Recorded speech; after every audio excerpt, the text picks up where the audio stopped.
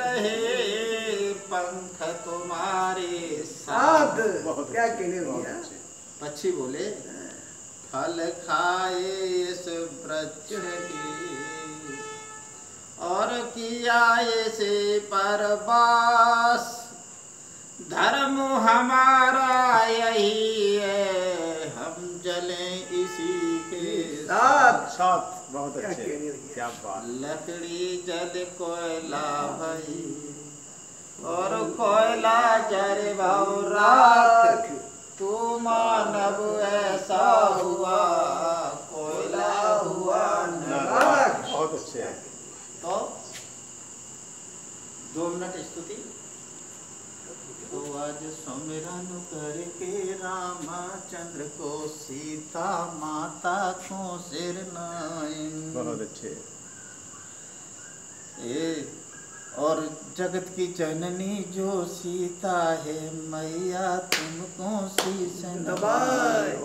और हे बजरंगी हर के संगी लंबी गदा हती हर बार, लाए सजीवन लखन जी आए तुमने नेकन लागी पार। और संकट देखो रामचंद्र पे तब तुम भाजे आधी रात, और लाए सजीवन लखन जी आए शंका नाय काल की खाए। बहुत अच्छे। और जहाँ वीर बांगड़ से ययो मैया बाछल के तुम लाल, ज्योति बजती है निस दिन घर पे नीला घोड़ा के यशवाल। तो आज आपके सामने बहुत छोटी सी कहानी सुना रहे हैं। अब हम लेके चल रहे हैं, एक बार ब्रह्मपुत्र नारद ने मन बनाया था कि हम तपस्या करते हैं और तपस्या करते हैं, और तपस्या जब शुरू की तो इंद्र किसी की तपस्या से केवल इसलिए घबराता था कि कहीं इंद्रासन न चला जाए। आज जैसे वोट नहीं पड़ते थे, उस समय अच्छा यज्ञ हवन कर ले तो उसको इंद्रासन मिल जाता था। इंद्र किसी का नाम नहीं था, इंद्र एक पदवी का नाम था, जैसे विधायक, MP, मुख्यमंत्री, प्रधानमंत्री, ऐसे इंद्र नाम की पदवी थी। जिस इंद्र को हम लोग कहते हैं उसका नाम था मलग्रम। नारद जी तपस्या करने लग गए। बहुत सारी चीजें होती जो हम लोग नहीं आती हैं सब, जैसे भगवान 4 भाई थे, भगवान राम, मर्यादा पुरुषोत्तम सब लोग जानते, लेकिन की बहन भी थी इनकी जिसका नाम शांता था। राजा रोमपाथ ने उसको गोद लिया था। ये श्रृंगी ऋषि के लिए ब्याई गई थी। श्रृंगी ऋषि भांडम मुनि के पुत्र थे और भांडम मुनि कश्यप ऋषि के पुत्र थे। श्रृंगी ऋषि के ऊपर 2 सींग थे, ये हिरणी से पैदा हुए, लेकिन ये कभी कहानी विस्तृत में आपको समझाऊंगा, बड़ी कहानी है। नारद जी आज तपस्या करने लगे तो तपस्या करते करते इंद्र बहुत परेशान हो गया। इंद्र ने कहा सब लोगों से, भाई नारद जी तपस्या कर रहे हैं, संत आदमी तपस्या कर रहा है। बोले संत कोई तपस्या करता है, तुमको क्या दिक्कत है? कि हमें दिक्कत है ये, संत ने अगर इंद्रासन ले लिया तो वो क्या राजगद्दी चलाना जा रहे। बोले तुम संत से भी दिक्कत है, किसी राजा से भी दिक्कत है। तो इंद्र सबके पास भागा, कहने लगा इसकी इनकी तपस्या खंडित कर दो। कैसे? सब ने मना कर दी, भाई वो ऋषि हैं, महात्मा है, वो अपना कर रहे हैं तो करने दो। तो भगवान बोले कि देखो तुम इंद्र ज्यादा परेशान मत हो, वो बहती धारा गंगा की, अगर बहती धारा गंगा की है, वो बहती धारा है गंगा की, बांधने न बांधी जाएगी।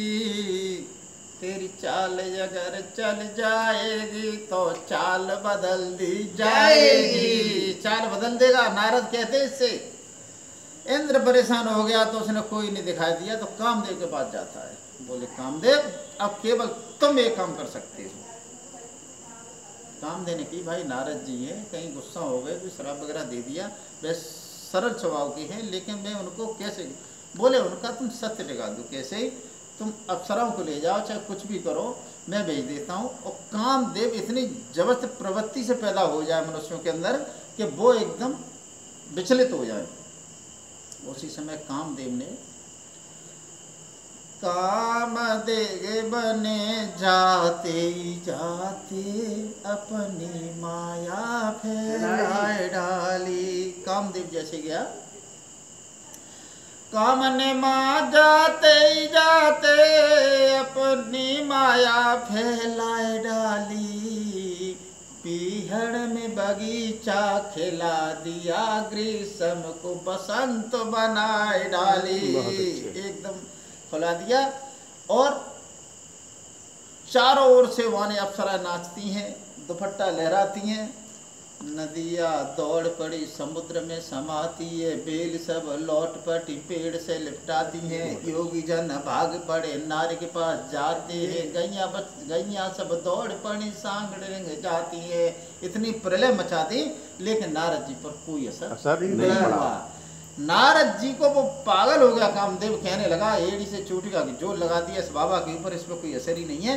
तो एकदम से जब थक हार करके कामदेव हो गया तो नारद जी के सामने होगा, बाबा मुझे माफ कर दो, मेरा कोई तात्पर्य नहीं था आपको विचलित करने का, मैं तो इंद्र के द्वारा भेजा हुआ आया हूँ।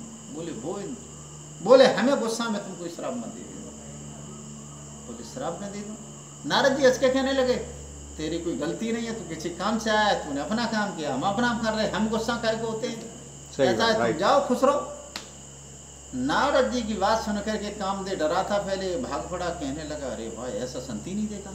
बोले मैंने हजारों संतों का डगा दिया लेकिन आपको मैंने एड़ी चोटी का जो लगा दिया, लेकिन तुमको हम डगा नहीं पाए, हम तुम्हें बार बार नमन करते हैं। इधर कामदेव ने तारीफ की, इधर नारद जी को घमंड हो गया। नारद जी चले बीड़ा बजाते हुए, नारद जी चलने लगे, बोले मैंने कामदेव पे विजय पाली, कामदेव मैंने बहुत बड़ा कर दिया। उन्हें घमंड हो गया अपने ऊपर, मेरे समान कोई नहीं है नहीं, कामदेव तो किसी को भी डिगा सकता है, मुझे नहीं डिगा पाया। और चलते चलते भोले बाबा के पास चले गए। भोले बाबा कहने लगे अरे नारद आओ, बहुत दिन बाद आए। अरे हमको छोटे बात में आए जो बहुत दिन बाद आए, जोरदार घूमे। अरे मैंने कामदेव पे विजय पाई है, एड़ी चोटी का जोर लगा दिया, संभाल के बात किया करो बोले बाबा हमसे। हाँ बोले बाबा समझ गए। नारद जी को घमंड हो गया, कहने लगे तुमने वास्तव में काम तो बहुत बड़ा किया, और क्या तुम जानते हो तो हम छोटे मोटे महात्मा थोड़ी हैं, मैंने कामदेव पे विजय पाली भाई, अब हमसे तुम लोग सब सही से बात किया करो।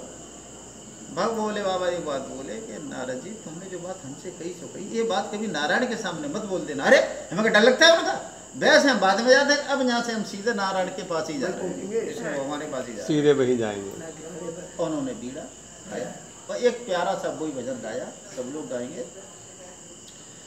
अरे श्रीमान नारायण नारायण नारायण श्रीमान नारायण नारायण नारायण, अरे जो नारायण नाम ले तो है, जो नारायण नाम ले तो पाप होत सब छारायण श्रीमान नारायण नारायण नारायण श्रीमान नारायण नारायण नारायण। अपनी मस्ती में रहते हैं हम राधे राधे कहते हैं, अपनी मस्ती में रहते हैं हम राधे राधे कहते हैं, जब लहर कृपा की आएगी तो वो राधा पार लगाएगी, वे तो लेंगे खबरिया रे दिन फरवरी में। भगवान के पास जाने लगे और नारद जी में पहुंचने लगे। नारद जी बोले, नारद जी आके देखा और उन्होंने आसन डाल दिया, बोले आओ नारद। अब ये है कि तुम लोग हमें आसन वासन सही से डाला करो। नारद जी बोले, नारद जी बात सुनो तो चौंक गए, बोले क्या हुए? बोले ऐसे बोले बाबा कह रहे थे कि बहुत दिन बाद आए, ऐसे तुम कह रहे बहुत दिन। अरे हमको छोटे मोटे महात्मा नहीं है, मैंने कामदेव पे विजय पाई है जो घर डोले, अब मुझसे तुम लोग सभी से बात किया करो। नारायण ने कही यार ये तो बात जो सेवा जी ने कहा उनसे उस पर ना बिल्कुल ध्यान दिया। शिव जी ने समझाया था कि तुम उनके यहाँ मत बोलना वंडे वाली बात। शिव जी ने कहा जो नारद से उस पल ना बिल्कुल ध्यान दिया, वो भूल गए थे नारायण को मन में भारी अभिमान किया। अभिमान में भूल गए बिल्कुल। कहने लगे हावी हो गया अभिमान। अभिमान हावी हो गया। कहने लगे अरे कामदेव ने बच्चा बच्चा जानता है, मुझे खंडित करने के लिए कितनी तपस्या चोटी का जोर लगा दिया। लेकिन नारद मैं हूँ, नारद नारद नारद कहने लगे मैं नारद हूँ, मेरे समान कोई वो नहीं है जो कामदेव पे विजय पाता हो। नारायण ने की ठीक है। नारायण ने लेकिन मन में सोच लिया कि नारद जी अब तुम्हारा तो कुछ न कुछ करना पड़ेगा। बोले ठीक है। नारद जी चले जाते हैं। उसी समय भगवान ने एक नगर का निर्माण किया, उसमें शील निधि नाम के राजा बसाए गए। उन राजा के घर में एक बेटी पैदा हुई जिसका नाम रखा गया विश्वमोहिनी। जब लड़की पैदा हो गई, लड़की धीरे धीरे बड़ी होगी, भगवान की माया। जब भगवान ने रचना की है तो कितनी सुंदर होगी सोचो, विश्वमोहिनी लड़की। इधर सब जगह स्वयंवर की तैयारी होने लगी। स्वयंवर से ठीक 2 दिन पहले नारद जी का मजाना हुआ। शील नृत्य कहने लगे नारद जी आओ। पत्रा दिखवानी थी बेटी का, स्वयंवर रहना चाह रहे हैं, पता नहीं कैसी है इसकी, देख लोगे। बोले मैंने कामदेव पे विजय पाई है, तुम कह रहे देख लो। कामदेव पे विजय पा ली तुमको, लड़की की वो देखने में क्या मैं हाल देख लूंगा। हाय हाय, जो लड़की बुला कहाँ है, जो लड़की आई और लड़की गेट के अंदर गई जी, और नारद जी ने पढ़ लिया लड़की को। कहने लगे जे लड़की से तो जो शादी करेगा वो अमर हो जाएगा, उसे कोई हरा भी नहीं पाएगा, ये तो ऐसी है। अब देखने लड़की को देख करके घूम गया दिमाग नारद जी का। नारद जी हो गए कामदेव तैयार। छोड़ कर हाथ लड़की का नारद चले, मन में बातें छुपी की छुपी रह गई। एकदम जैसे लड़की का हाथ देखा और छोड़ा और चले। छोड़ कर हाथ लड़की का नारद चले, मन की बातें छुपी की छुपी रह गई। वे कह नहीं सके कछु मन की व्यथा, निगाहों की झोंकी रह गई। एकदम से कहने लगे ये क्या हो गया, क्या भला की ये लड़की है, सांस उनकी रुकी रह गई। गुरुजी सांस उनकी रुकी रह गई। क्या करते थे नारायण की बात का, दिल पे चलती छुरी की छुरी रह गई। बहुत अच्छे। नारद जी कहने लगे भाई ये क्या हुआ, अब मैं महात्मा बन के नहीं रहूंगा, मैं सारी जिंदगी महात्मा, अब तो मैं शादी करूंगा। मैं महात्मा बन के क्यों रहूं, सबके परिवार है, अब मैं शादी करूंगा, तीसरी लड़की से करूंगा। कहाँ तो अभी ताड़े मार रहे थे, काम पे विजय पा लिया, अब मैं शादी इसी से करूंगा। और नारद जी नारायण ने कर दिया दिन और रात और दिन न चैन रात न दिया, अब नारद के परी पिछा।